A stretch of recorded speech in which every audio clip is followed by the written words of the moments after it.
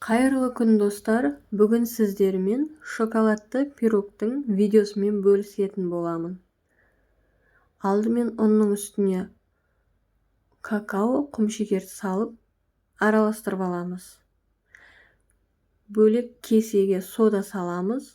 Үстіне 2 шай қасық алма уксусын құйып, ерітіп, ұнның үстіне саламыз. Сұйық май құямыз, жылы сүт құямыз, 3 жұмыртқа жарып саламыз. Алдын ала пешті 180 градусқа қыздырып дайындап қоямыз. Миксермен араластыруға да болады, венчикпен де араластыруға болады. Барлығы осындай біркелкі масса болғанша араластыру қажет. Өте үлкен ыдысқа құйсаңыз осындай жалпақ пирог болып шығады.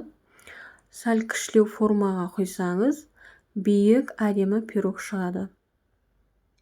Піскен кезде осындай жарылу мүмкін. Суыған соң ол басылады. Бетіне глазур дайындаймыз.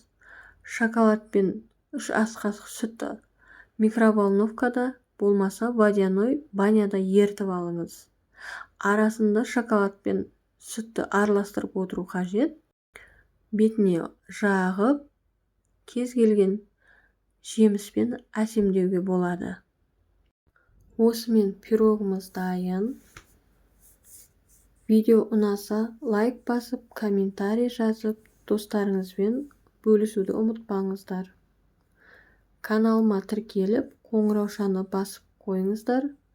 Жаңа рецепттер шыққан кезде сіздерге көрініп тұрады.